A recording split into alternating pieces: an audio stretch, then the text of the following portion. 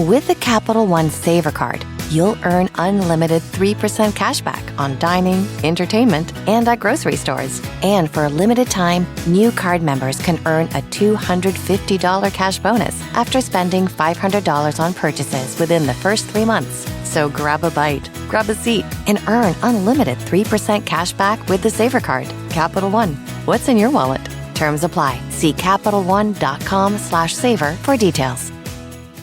Hi, it's Sierra Miller. I can't wait for you to check out my new collection of shoes and accessories at Designer Shoe Warehouse. If you love shoes as much as I do, then trust me, I got you.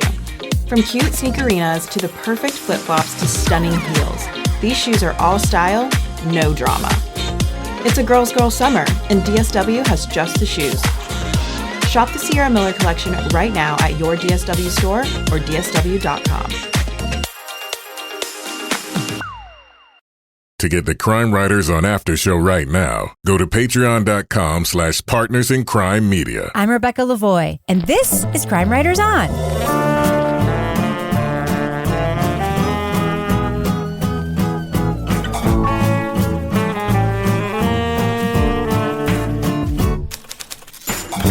Crime Writers On is the original true crime review podcast that digs into true crime, pop culture, other podcasts.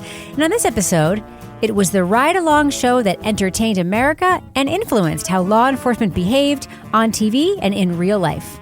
What you gonna do when we revisit our discussion of the classic true crime podcast, Running from Cops? Joining me to get that done and more is true crime author, TV journalist, and host of These Are Their Stories podcast, my husband and love of my life. It's Kevin Flynn. Hello, Kevin. Hello, Rebecca. So, Kevin, what are we going to hear in today's CWO Classic Rewind? I don't know. On Monday, we just had this great discussion about Dan Taberski and all the great stuff that he did. And this was one that we all really liked. We're going back to May 6th, 2019. And our review of the series Running from Cops from Headlong and Dan Taberski. Let's take a listen. Let's get it done. Let's get into our true crime podcast review. This is what people are paying the big bucks for. Not really. No, they're not. All right, okay. Dan Taberski's podcast anthology, now known as Headlong, is back for a third season. After missing Richard Simmons and surviving Y2K, Taberski is Running from Cops, a 6-part series looking at the long-running reality show about law enforcement and the bad guys they chase down while on patrol. In 1989, a new show popped up on primetime television that was like nothing anyone had ever seen before. The concept? Follow real police officers with video cameras as they arrest real citizens. I would say that in the history of television, this is a pretty grand statement, there is no simpler, better show than the format of Cops. Cops was the first real reality show.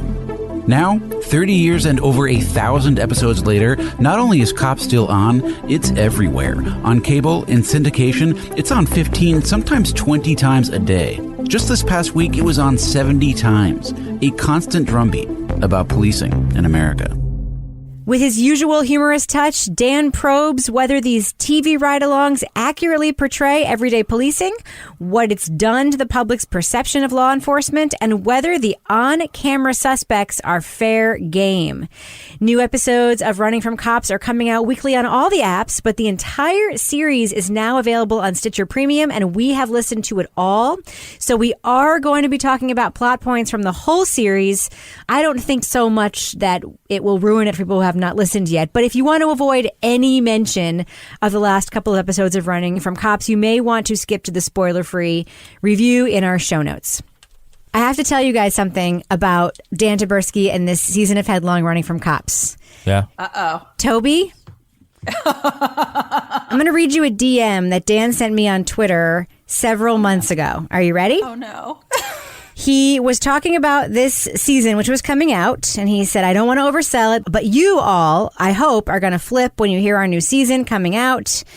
And then he said, maybe, just maybe, this will be my first legit thumbs up from Toby Ball. Maybe. So here we have Dan Taberski, very successful podcaster, who does not necessarily need the Crime Writers On bump and cares very much, even though you technically gave a thumbs up to surviving Y2K. It was not super enthusiastic. He cares very much about whether or not you, Toby Ball, like this season of his podcast. So, Toby, do you just want to spoil us right now? Is Dan going to be disappointed or happy? Taberski's just going to have to sweat it out for about another 25 minutes. Good answer. Good answer. Goodness. I like it. There's so much suspense in this episode. There's a lot of suspense in this episode. Now, Kevin, one of the things this podcast promises in the first episode, because Taberski is very good at setting up premises of shows and promises and then delivering them, I think. He says this will change the way we all look at perennial reality show Cops forever. Did it change it for you? I don't know if it did that for me. It's funny. He pointed out a lot of stuff that in retrospect, you're like, yeah, that was sort of like right there. It was hiding in plain sight. A lot of the things about, like why would somebody pay, sign the release and, all the different stuff about arrests and the reason that police departments, nonetheless, it was very eye-opening. And, the example that they gave of suspected police misconduct that made it into the show, was also very troubling. I didn't really have a terribly high opinion of Cops. I didn't have a low opinion of it. Yeah. I kind of understood it for what it was and kind of already knew that, this stuff's all edited down. And so it's not going to be this is what happens in 5 minutes of a real traffic stop. Yeah. But not a lot of people feel that way. Well, one of the things that I love about the way Dan does these stories, and I do think he selects stories that he's particularly well suited to tell on purpose. He's smart that way. He is an unabashed television consumer, right? Yep. And he admits, he doesn't spend time in the podcast telling us, this is what Cops is. This is why it's important. This is why we're doing the podcast. He's just like, I watch hundreds of episodes of this TV show. It's on all the time.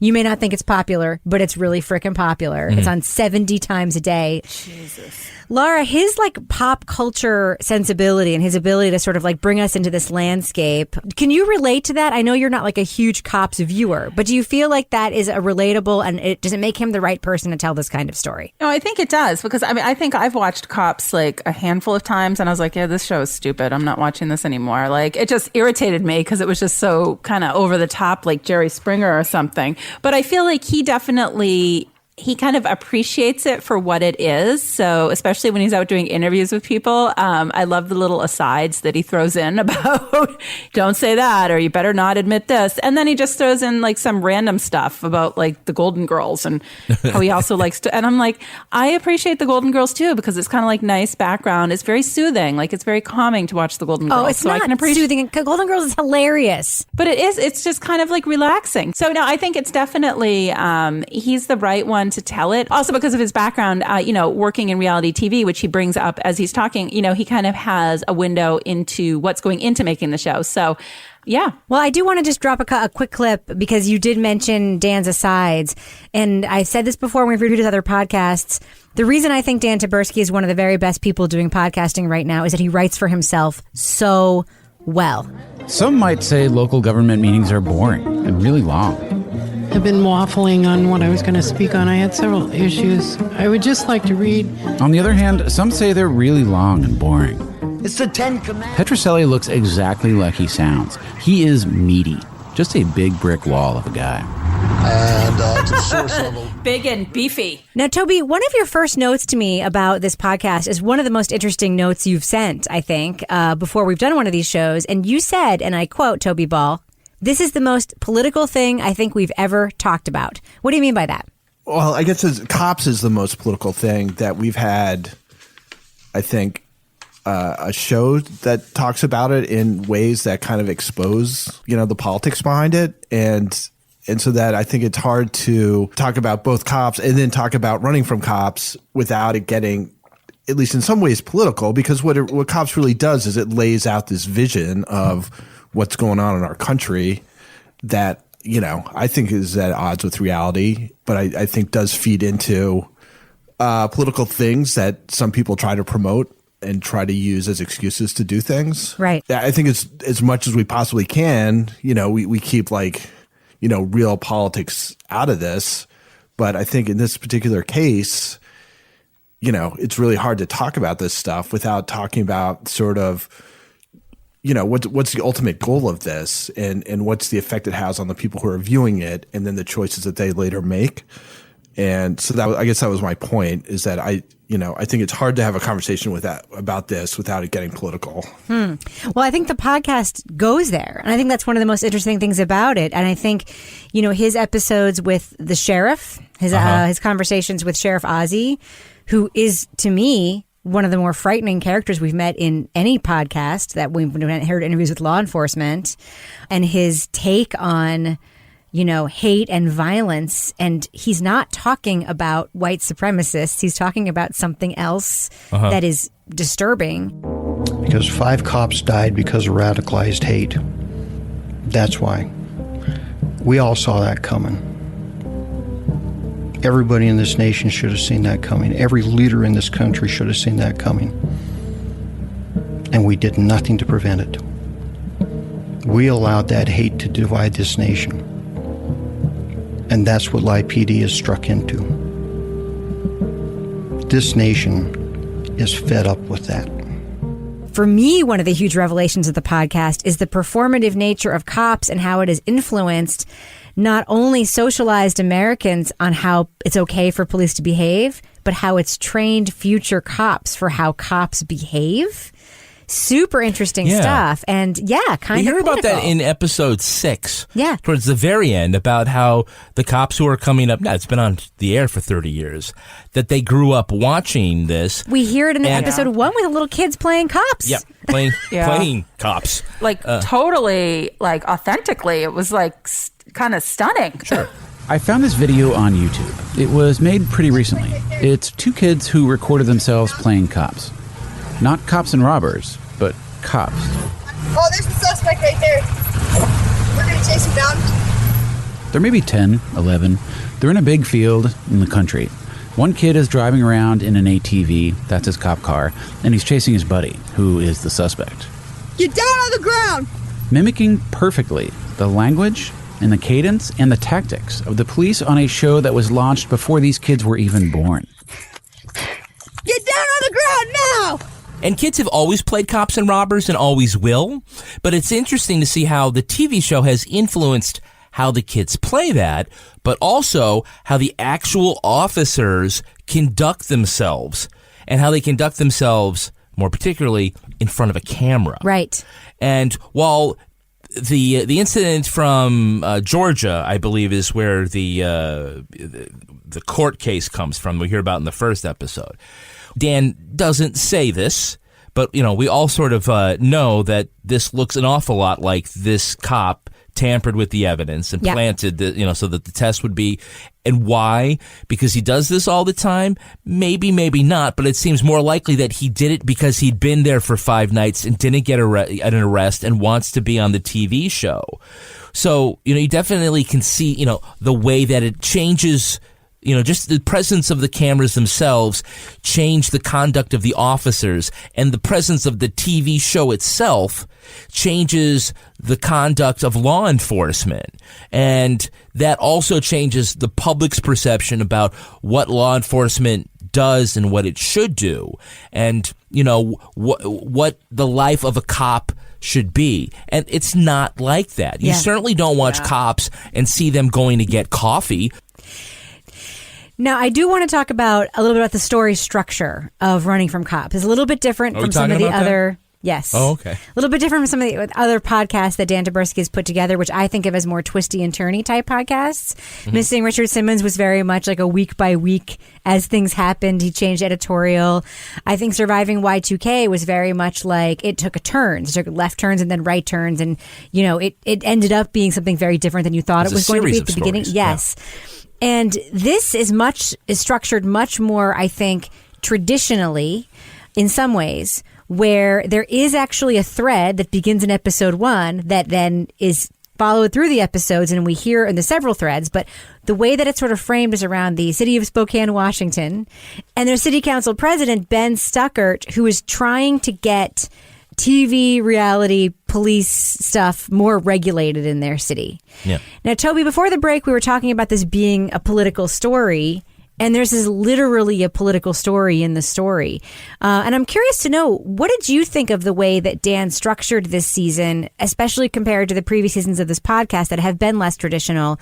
Do you think that it worked, that he had threads and characters that we kept kind of revisiting throughout the series? Oh, yeah, I definitely think it worked. And I think there's that one big switch in the middle, right, where they start talking more about PD Live. Is that what it's Live called? PD. Or Live PD? Yes. Yeah, which I had never even heard of. Which I like to call What Can Possibly Go Wrong. Yeah. As soon as I heard that show was coming on. The most DVR'd TV show of the year. 2 million viewers. It's an incredible number of viewers. Yeah. Anyway, no, I thought it was good. I thought the whole it was smart on like a number of levels, I think, and one of which was it does kind of give you a little preview of like a decision that they make when they realize they're having too many, people of color on getting hassled on cops. So they go and try and find a place where there's a bunch of white people who get in trouble.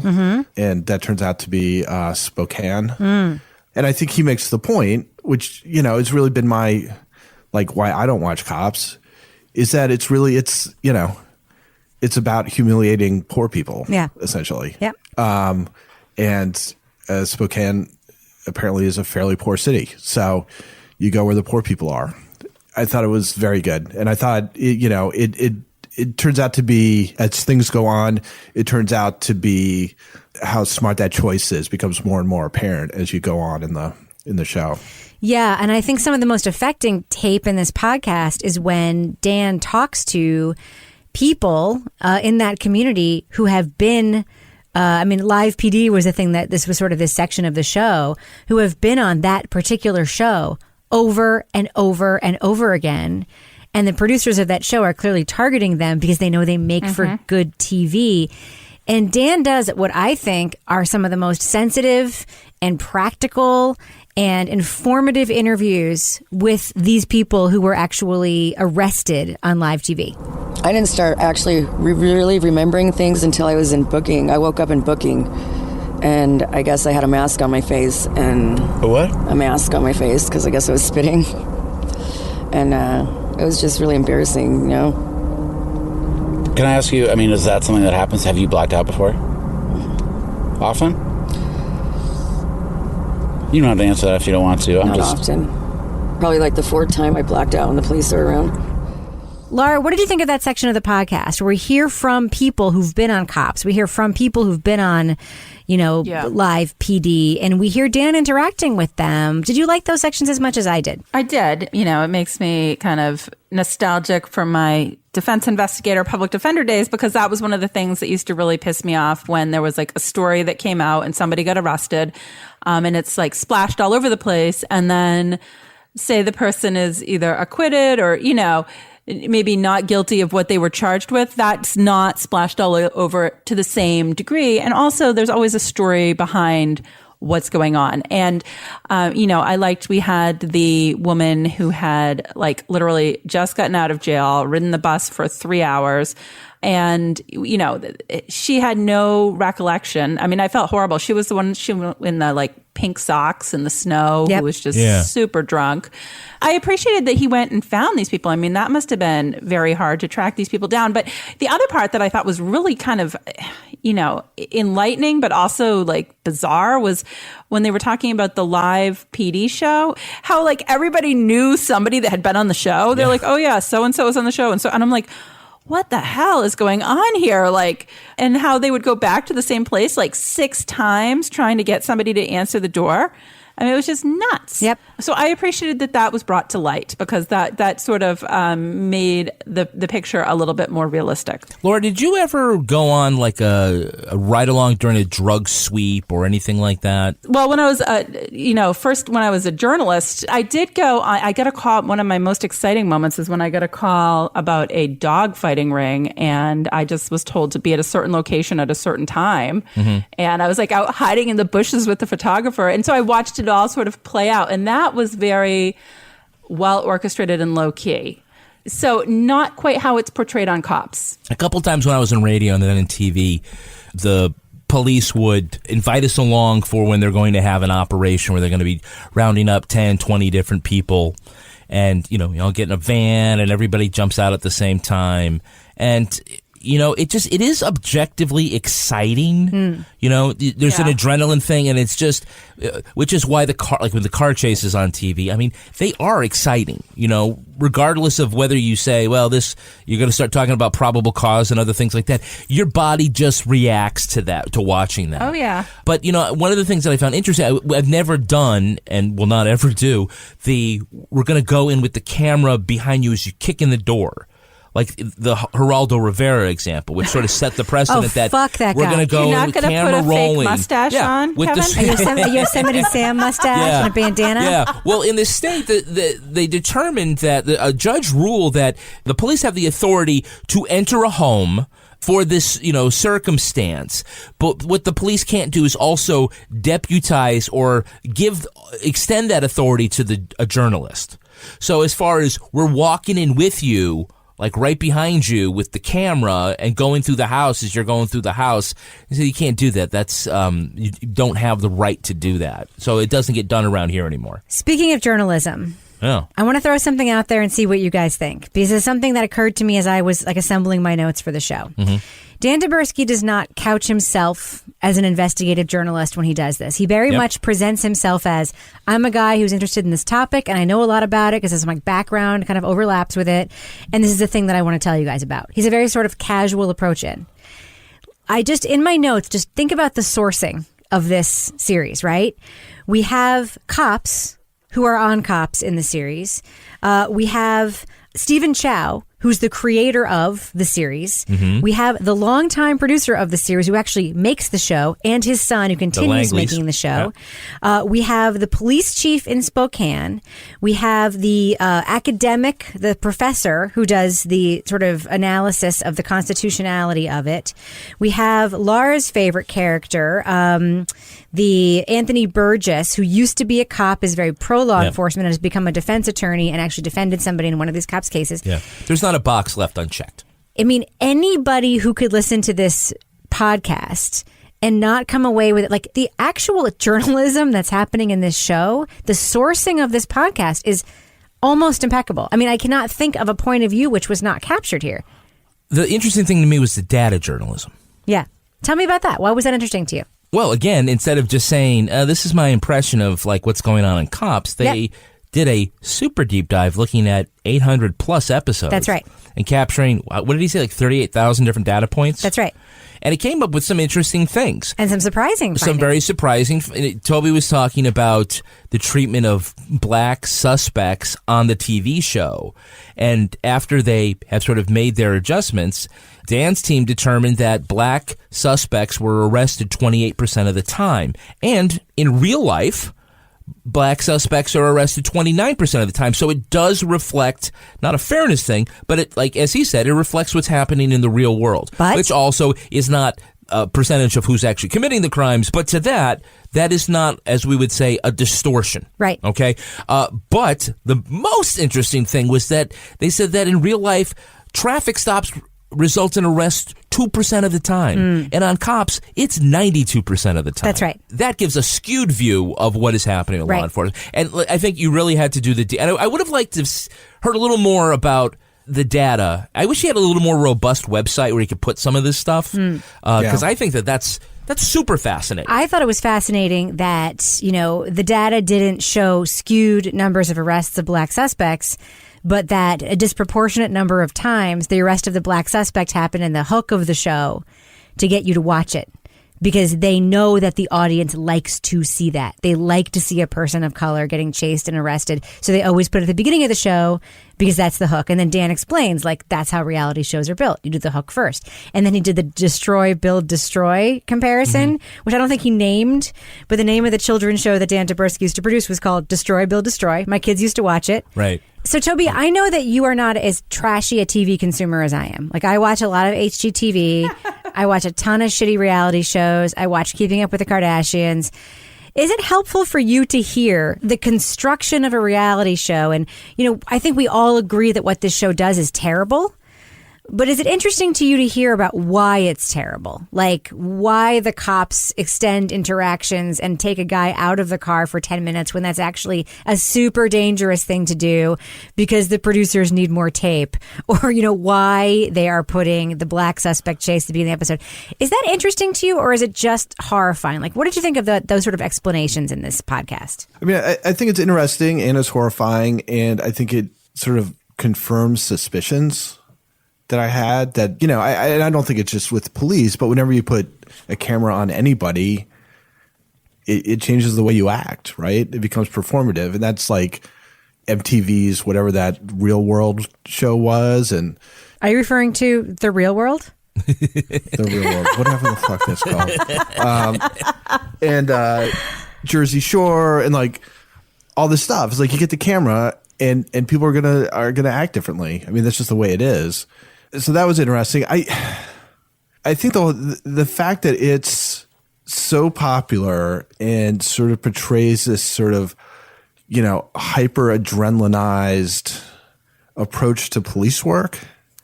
And I was thinking back to other things that we've watched, and I was thinking about Flint Town and about how, you know, affecting it was after watching Flint Town. Like at the very end, they have this very like kind of chilled out traffic stop by this one cop with I think an African-American teenage girl. And she starts off by giving a fake name and stuff. Yep. And he's just like, look, why are you giving me a fake name? All this stuff. And it's just very sort of like, it doesn't escalate, you know, they just have, you know, she gets freaked out. They have sort of a kind of a nervous but calm conversation. And then he kind of sends her on her way. And I remember just thinking like, okay, like we want more of that. That's a good police interaction. And it seems like in Cops, and again, I haven't really watched it. Like I've seen the ads and stuff, but certainly the way the ads portray it is the exact opposite of that, which is like premium escalation at all times. But you know what that Flint Town traffic stop is? Bad TV. Yeah. Right? So it's not going to be, that's not the B block for episode 57, season 21 of Cops. But the next stop where they gave the bad name and then they find out they're on, you know, there's an outstanding warrant and all the other stuff, that might make good TV. So the problem is that what is the actual profession of policing, which one of the retired officers talked about, he says he doesn't think it portrays the profession of policing. It doesn't do traffic stops and filling out paperwork and doing civil standbys and you know, all wellness checks. Yeah, wellness checks and traffic stops that are just, okay, you were speeding, here's your ticket, or go have a nice day. It doesn't do the public safety thing that it could and should, because what makes for good reality TV? You know, it's the adrenaline. Right. Well, Stephen Chow. And also, like you say, confirming our suspicions about, you know, some of the motivations about airing this suspect and that suspect and this crime and that. But Stephen Chow talks very transparently about that in the podcast, where this is a product. He made America's Most Wanted. Mm-hmm. When that show debuted, they arrested the most wanted person in America in 4 days. Yeah. And now he wanted to make another product. It's product. Yeah. You can't think about it as it is trying to be news, but it's not its product. And Dan's explanation of the difference between what you can do on news, using the Roger Stone arrest as an example, you can observe but not interfere. You can show faces without a release because it's news, and that Cops pretends to be news, but it's actually embedded in the police department by invitation. Yeah. Which skews that relationship a little bit. Can I ask you a question? Sure. What did you think about the passage where they took a clip from, I guess it was season 1, and he said, this is what it could have been. Yeah. And it follows the female officer dropping off the unnamed female officer, right. Yeah. And that seemed to be like more of a real slice of life, looking at a more complex policing issue. It felt so current, too, because it had to do with addiction and like parents who were in over their heads. What if it had been 30 years of that? Yeah. I don't know. I think that America's relationship with police departments might look a little different if it had been 30 years. I really do. Knowing, like, now fully having the understanding of how popular this show is. I mean, I do think, and I can't say this enough. I mean, Dan talks about it like, you know, as being PR for police departments and all that stuff. I do think that part of the unintended consequence of this show is normalizing violent interactions between cops and citizens. Yeah. It's normalized them so that even later when the advent of the iPhone did happen and you'd see a cop arresting somebody without cause and you'd see them, doing these violent restraints and stuff. If you've watched a million episodes of Cops, you've seen it a million times, so you don't realize it's wrong because you've seen it on TV a million times. But these are the ones that the department okayed. That's right. I don't watch cop shows, but my sense is that there's a certain amount of like sort of human element aspects of things and heartstrings and all that stuff. And like if you can literally do whatever you want in a fictional cop show and you include that, like why wouldn't you think that would be a good thing to include in like a quote unquote reality cop show? Right. Where you're like, it's not just slamming guys against the pavement and like stepping on their heads and getting them for possession of crack or whatever, but it's also dealing with people who are in distress and trying to help them out of their situation or whatever. Isn't that the kind of thing that people like to see as well? Because It certainly seems like people write that stuff into shows. Seems like a choice they're not making. But that's the thing, that the time pop culture has evolved, but Cops has not. I mean, right now in pop culture, we have, as absurd as it is, SVU. We have Olivia Benson, the most ridiculously empathetic character on television, as like our paragon super cop, right? And then we have, cops still on doing the same stupid shit that if they did it on an episode of SVU, it would be like, you're a bad cop. Yeah. But they do have those, and they do have, stops that are interactions that end up being like actually very funny and not consequential, but that's not predominantly what they're producing. It's not what you see in the opening credits. Now, Laura, as I was listening to this podcast, I found myself wondering how you were reacting to some moments in this podcast. So I don't know if you can like Richter scale for me 1 to 10 on a few things. If I just like run down a list for you, okay, would that be okay? Yeah, because there was some moments where I was like getting pretty pissed. So okay, so in the section where we hear that cops, the producers are cooperating with police departments and basically telling people who have been arrested on the show that if they don't sign a release to appear on the show, they could then be arrested for some other crime. Richter scale 1 to 10. How were you on that? 8.5. Okay. When we had this section where Dan was talking to Dr. Powers, he's the expert witness in use of police force. He meant to talk to him about Y2K, but then he ended up talking to him about some of the constitutional rights violations in Cops, and then they went through a couple of those rights violations: pretext stops, obtaining evidence, quote, in a manner that shocks the conscience with the flashlight in the mouth scene, the police dog chase, and why it is the cops wanted to do this on TV. Oh my God, that one. Where were you on the scale there? So the flashlight in the mouth and the dog thing, I like lost my mind. I was actually walking as I was listening to this. I'm gonna go to 9 on that because the flashlight in the mouth and the dog thing were just absolutely fucking ridiculous and just so out of line. It just made me like, what is wrong with people? Anyway. Next. All right. Next is we meet a character named Randy. He was on multiple times on that. I think he was on that live show, the live PD show. He then recorded a producer trying to get him to sign the release, and basically what the cop and the producer say to him is, the only guys who don't sign the release are usually guilty. And we also found out they paid him. And this is also, by the way, $40. Yeah, this is also, by the way, a show that is parading as news. They have Dan Abrams, an MSNBC host, as their host. What did you think of that interaction, especially when we hear Randy on camera during one of these live PD shoots telling the cops, please stop harassing me. I'm not in a gang.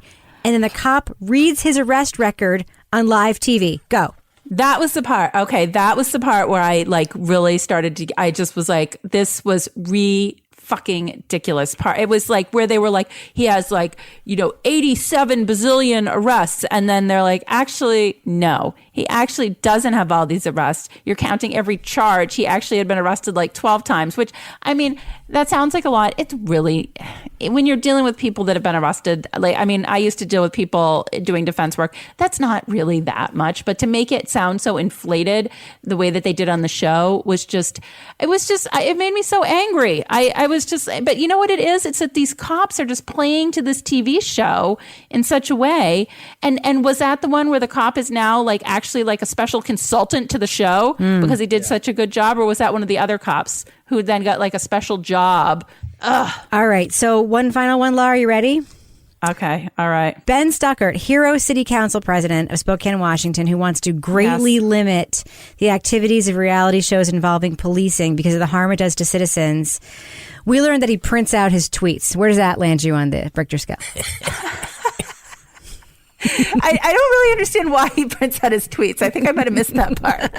It's not how Twitter works. It's not how Twitter works. You know what? He's old school. He wants to have a record, so that when the next Y2K comes, he's got all his information ready to go when the internet crashes. All right. Well, I think we're getting close to being able to do what we do and review the show. But before we do, I have one final question for you all. Yeah.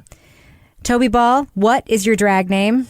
The first pet and the street where you lived, as Dan explains to us on this podcast. Toby Ball, what is your drag name? On the street where I live now? When you were growing childhood up. street and first pet. Omar Shore. Wow. It's not bad. What about you, Kevin? What is your drag name? Heidi Linden. Oh, that's so good. It's a good one, right? What about you, Laura? What is your drag name, childhood pet, and street where you lived? I'm trying to remember which dog came first. So I'm going to give you two that you can choose from. We can either have Bridget Valley or Liebchen Valley. Wow. Liebchen Valley. It's good. Liebchen. Yeah. I am Ginger Maryland, by the way. Ginger Maryland. Ginger Maryland. Make a great drag queen. All right, let's do what we do. I think Kevin's is the best. Heidi what? Linden. Heidi Linden. It's hot.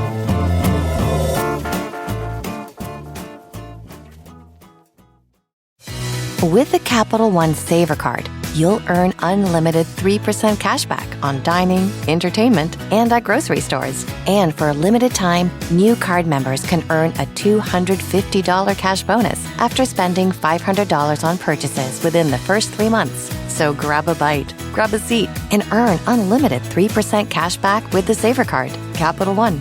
What's in your wallet? Terms apply. See CapitalOne.com/saver for details. You know that thing where you get an amazing pair of shoes at a really great price and want to tell everyone about it? Yeah, so do we. Here at Designer Shoe Warehouse, we'll give you something to brag about, like the latest styles from brands you love, or the trends everyone's obsessing over, or shoes that make you feel like, well, you. So go ahead, show off a little. Find shoes that get you at prices that get your budget. Head to your DSW store or DSW.com today. DSW, let us surprise you.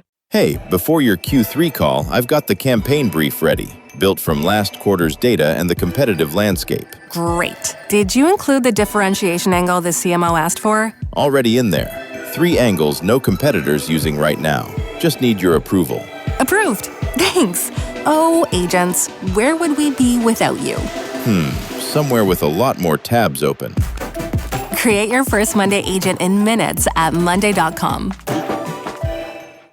Soma Intimates presents Boob Therapy with model Candace Huffine. The biggest problem is no one's wearing the right size. For years, I thought I'm a 38 double D. Turns out I'm a 40 double D, and it makes all the difference in the world. Get in your chat and be like, ladies, when was the last time we all got like a fresh bra fitting? It's time, because it matters. And they might be like, girl, what's gotten into you lately? And you're like, my bra fits. I'm Candace Huffine, and this was my Soma Boob Therapy session. SiriusXM listeners get an additional 20% off. Use code SIRIUS20 in stores and Soma.com.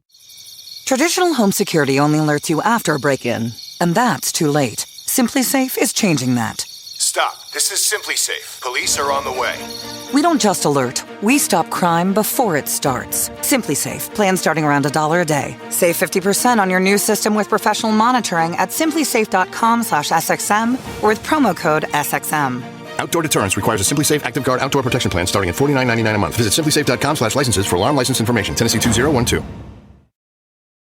All right, let's do what we do. Let's give Dan Taberski's Headlong, Running from Cops, Season 3 of his podcast series, a thumbs up or thumbs down review and briefly explain why you are giving that review. Laura Bricker, I'm going to start with you. I am going thumbs up. I really liked it, even though it did enrage me. It helped me get back into my exercise routine after vacation because I walked like 15 minutes longer than I expected to because I was so like pissed off at things that were happening. But it's great because, you know, I've watched a few episodes of Cops. I don't watch it that much. If it's on, I sing the little song just because it's kind of catchy. But I really think it was good in that it shed light on the show in such a way that it really brought out how society has been affected by this show in terms of perception of cops and policing and the way that it actually works versus how it works on TV. Thumbs up. And also, I love all the little sides, like just totally random things that happen, like the city council assistant who's like putting on the armrest for the chair in one scene. So there's some kind of like quirky things which I appreciate as well. Yeah, me too. I think I'm going to give my review next, by the way, because I want to make Dan wait another minute for Toby's review. I think that Dan Taberski is better at telling this kind of story than anybody else in podcasting. I think he is a superstar of this genre. I will continue to listen to anything that he makes, and I think this show did not disappoint. I loved it. This was a real look at a very, very important influence on our criminal justice system that nobody has talked about before. He traces it historically back to Dragnet, which I thought was fascinating, and the cooperation between law enforcement, which is the state, and TV production companies, which is the media, which is truly a frightening concept. And he makes it clear that it's frightening without frightening you as a listener. As a listener, you are entertained, you are drawn into the story, you learn a whole lot.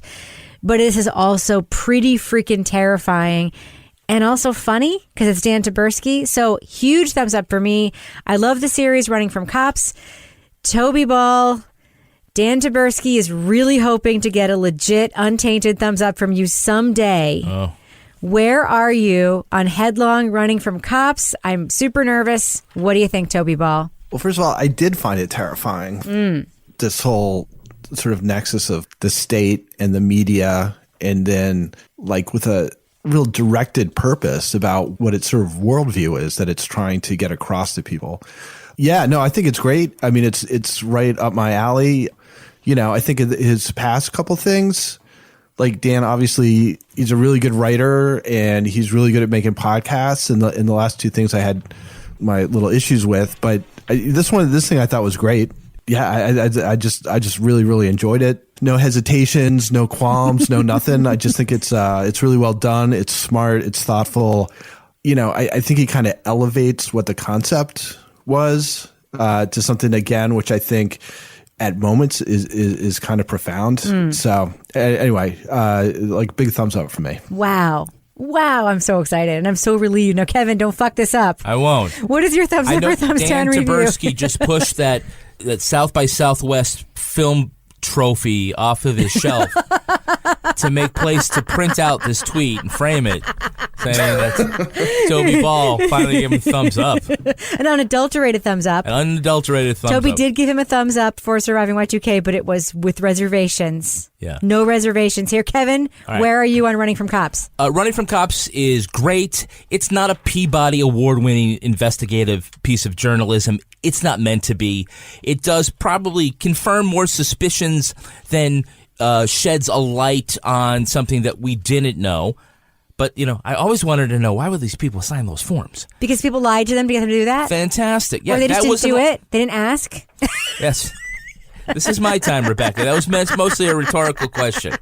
Look, but what makes it is some solid journalism, some thoughtful research, covering all the bases in a very even-handed way. And it just is held together by Dan Taberski, who's the star. He's like Bing Crosby, just gleefully moving through the story. He's the Burlives snowman from Dude,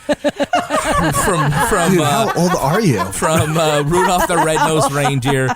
He's just charming, and he is, when you hear him do the interviews, it confirms that the person who is doing this is the person who is your narrator. I mean, I don't mean the same individual. I mean the same person, right? He's authentic. He has his asides. Does he need to have like the Simpsons sound effects like when he's talking about the Simpsons? Probably not.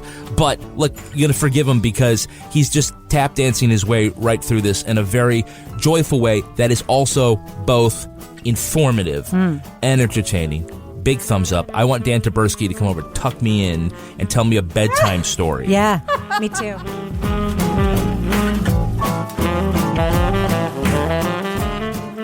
So, Kevin. Yes. Running from Cops. Mm-hmm. I think it holds up, and I still think it's one of the best Dan Taberski podcasts. What do you think? I do, and I think this was the last of the Headlong podcast, and Dan, is partnered with a lot of different people and different organizations like Apple TV, and now Please and Thanks. And I just think whatever he does, he's just fantastic. And so I enjoyed Running from Cops, and I enjoyed talking about Running from Cops. Yeah, he's like the apex predator of our genre, I'd say. I love Dan. Love Dan, love Dan, love Dan. Yeah. All right, well, this show was recorded in the Caitlin Rogers Project Studio, also known as Studio C, The Closet, in a New Hampshire basement where we also try to entertain, but instead have a negative impact on our entire profession. It's true. On behalf of all the crime writers, thanks so much for listening. We will catch you later.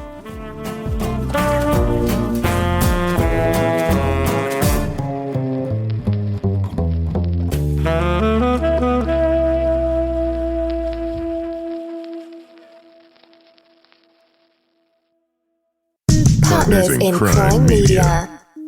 Sometimes life will get you stressed out. Lucky you can always count on text now. Free talk, free text, free 5G, and they'll never shut you off. 'Cause like I said, it's free. Text Now's got your back. Nationwide, no long-term contract. But oh, they're nervous about losing service. Text Now's got your back, that's their sense of purpose. No matter what comes next, you've got free talk and text with the Text Now app. Download it today. Wireless plans require the purchase of a SIM card. Visit textnow.com for terms and conditions.